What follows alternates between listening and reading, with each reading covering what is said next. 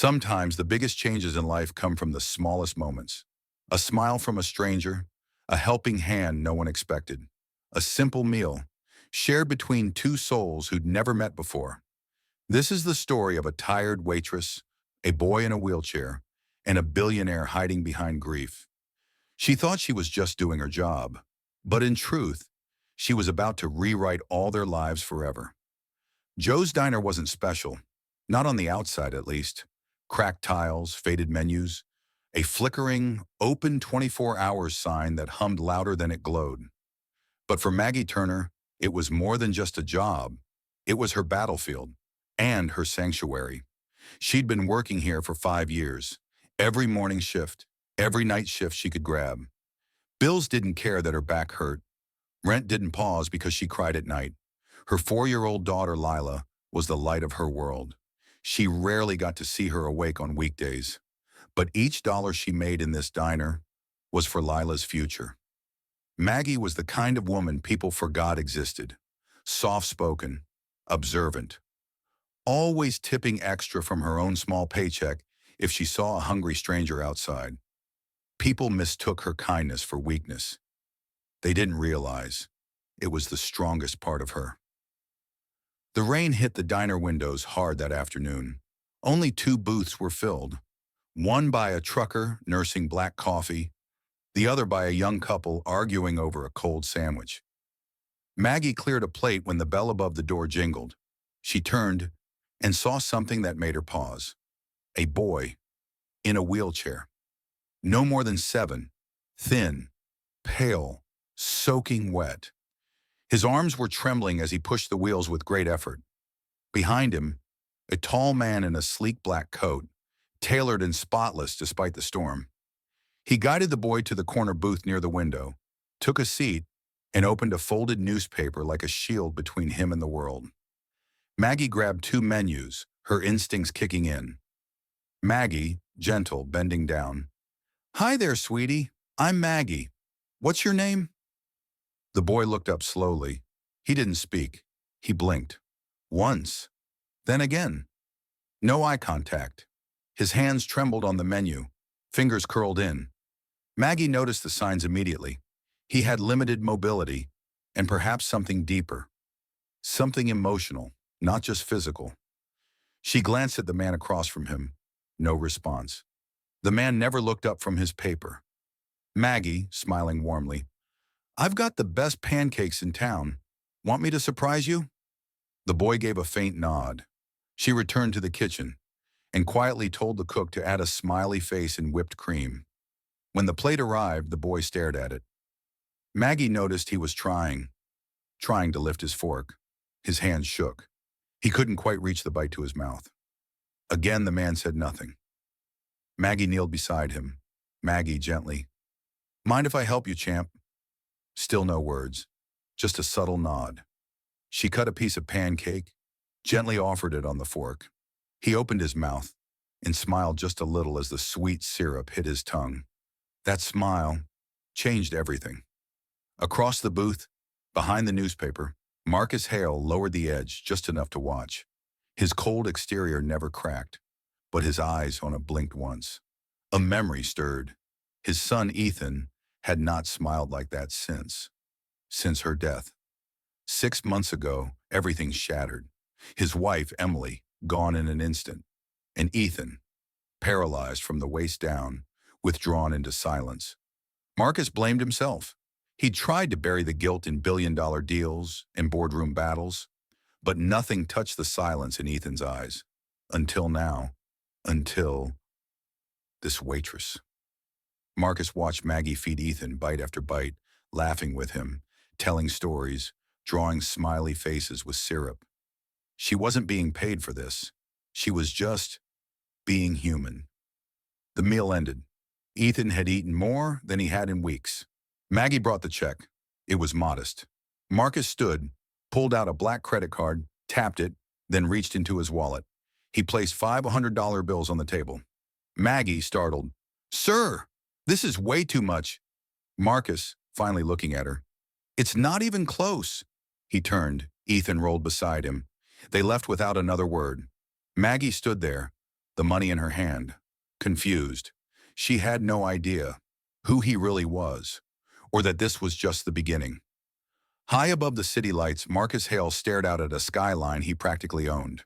He had built Hale Tech from nothing, revolutionized logistics AI, bought out 3 failing competitors, and turned them into an empire. But success had become his prison. He replayed the diner's security footage on his phone. There she was again, Maggie, kneeling beside Ethan, feeding him pancakes, smiling like he was her own. Marcus paused the video on Ethan's face. That smile, that faint flicker of light, it haunted him. Marcus muttering, I haven't seen him smile since Emily. People called Marcus ruthless. He wasn't born that way. He became that way. The day grief hollowed him out and left only discipline behind. After the accident, he had tried everything.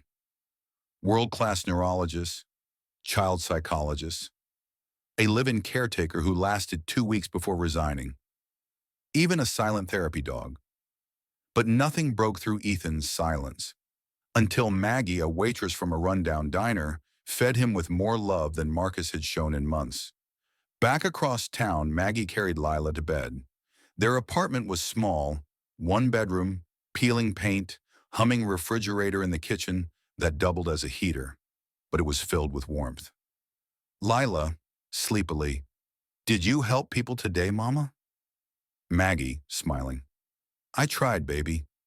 She didn't mention the mysterious man or the $500 tip. Something about it made her uneasy, not afraid, just uncertain. The next morning, Maggie arrived at the diner early. Waiting for her on the counter was a sealed envelope with her name written in silver ink. There was no return address, no sender. Just 2 things inside. 1, a folded letter. 2, a check for $10,000. Maggie started reading the letter. You didn't just feed a child. You reminded him the world could be soft again. And you reminded me what love looked like. Use this however you see fit, or burn it. Either way, thank you. M.H. Maggie stared at the check in disbelief. She flipped it over, expecting a scam warning or catch. Nothing. She crumpled it and shoved it deep in her apron. Later that night, after her shift, a black Mercedes pulled up outside the diner. Tinted windows, idle engine. For a second, she panicked. Was someone watching her? The back door opened. A man stepped out. Same tailored coat, same unreadable eyes. Marcus, calmly. I owe you an apology. I startled you. Maggie, defensive. What do you want from me? Marcus. Nothing. That's the point. You already gave it. He paused, searching for words. Marcus. I'd like to speak. Not here. Somewhere public. 10 minutes. That's all I ask. They sat at a nearby coffee shop. She ordered tea. He didn't order anything. He told her about Ethan, about the accident, the trauma, the silence, but not about the billions. Not yet. He spoke like a man used to being in charge, but uncertain how to talk about pain. Maggie, softly. You're not cold. You're grieving. Marcus, surprised. No one said that to me in months. Maggie. You don't need to give me money. I didn't do it for you. Marcus. I know. That's why it meant something. They sat in silence for a moment. Something flickered between them. Not romance, yet, but recognition. 2 people, different worlds, both tired, both carrying more than they showed. Marcus, quietly. Ethan asked if you could visit him again. Maggie blinked. Maggie. He spoke? Marcus. 1 word. Your name. That night, Maggie sat alone in her kitchen after putting Lila to sleep. The $10,000 check lay on the table, smoothed out after being uncrumpled. She stared at it, untouched. Her hands trembled slightly. Not out of fear, but responsibility. What did this man see in her? Why her? She glanced at the worn-out shoes by the door, the cracked window she couldn't afford to fix, and thought of Ethan's quiet eyes. She picked up her phone. Text message to Marcus. If Ethan still wants to see me, I can visit Tuesday after my shift. The Hale residence wasn't a home. It was an estate, long driveway, fountains, security gates. Walls so tall, Maggie half joked to herself that even sunshine needed permission to enter. Inside, the air was cold and silent. Modern art on every wall. No family pictures. It wasn't sterile, just lifeless. Like someone lived here, but never felt here. A butler led her to the conservatory. Sunlight spilled through the tall glass, and in the corner, surrounded by picture books, sat Ethan. He looked up and smiled. Maggie, kneeling. "Hi again, buddy." He didn't speak right away, but he nodded and tapped the seat next to him. She sat. They didn't talk for a while. She didn't push. She just read to him, showed him a few funny pages, and made up silly voices. An hour passed before Marcus finally walked in, silently watching from the doorway. Ethan, whispering, "Pancakes." Maggie froze, looked at him. Maggie, smiling. "Next time, I promise." That one word. It meant more than $1 million donation. It was hope. Real, living hope. Back at Joe's diner, her co-workers noticed something different. Co-worker, grinning. "You glowing, Maggie. You win the lottery or fall in love?" She just laughed. She didn't say much about Marcus or Ethan. It wasn't a secret, but it felt sacred. Besides, what would she even say? One day I was feeding pancakes. The next, I'm walking through marble hallways like I belong. At the office, even Marcus's assistant noticed a shift. He arrived earlier, left earlier. He no longer snapped at interns or canceled every meeting after 6 p.m. When a board member commented on his newfound patience, Marcus just said, "Marcus, my son's talking again." It was late one Friday when Maggie stayed a bit longer. Ethan had fallen asleep in the sunroom after a long therapy session. Marcus offered her tea in the garden. Maggie, sitting. "You don't talk much when others are around." Marcus, "Talking doesn't come easily when you've spent years pretending everything's fine." Maggie, "You don't have to pretend with him." A pause, Marcus. "Or with you." She looked at him. The moment lingered. There was no grand music, no sudden kiss. Just two people, quietly connecting, understanding. Sometimes romance doesn't arrive with fire. Sometimes it comes like rain, slow, gentle, and needed. 3 days later, a luxury SUV pulled into the diner's parking lot. Out stepped a sharply dressed woman in heels too clean for the street. Her name was Danica Ward, head of PR for Hailtech. And she didn't come for pancakes. Danica to Maggie, "You've been spending time with Mr. Hale. That's commendable, but be careful." Maggie, confused. "Careful of what?" Danica, coldly. "You're being seen. People are asking questions. And Marcus is vulnerable right now. The media will twist whatever they find." She placed a business card on the counter and walked out. Maggie stared at the card, then threw it away. That night, Marcus was confronted in a board meeting.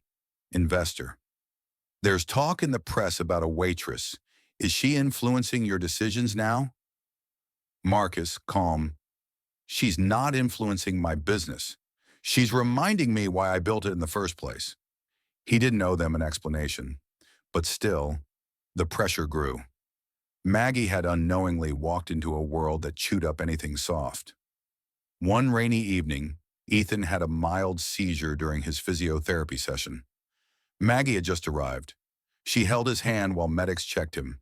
For 10 minutes, she didn't think of Marcus, or PR, or billionaires, just Ethan. When Marcus arrived in a panic, he found her on the floor beside his son, calming him with soft humming. Marcus, quiet after, "You were here before me, Maggie, because you're not alone anymore." Weeks passed. Maggie had become more than just Ethan's companion. She was part of the family now. The house no longer felt empty. Laughter returned. So did hope. One quiet evening, Maggie was helping Ethan with a puzzle when Marcus stood in the doorway, watching. Marcus, softly, you've given him more than I ever could, more than I knew how to. Maggie, looking up, you're giving him you. That's all he ever wanted. They smiled at each other, not out of romance alone, but something deeper: trust, growth, respect. They never announced anything. There were no dramatic declarations, but everyone who saw them together understood.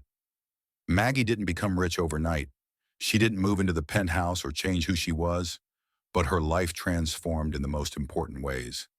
She had security, she had purpose, and for the first time in years, she had someone standing beside her. Sometimes it's not about who saves who. Sometimes healing comes from the most unexpected places. And one small act of kindness can build a bridge between two broken worlds. Because love doesn't always start with grand gestures. Sometimes it starts with pancakes,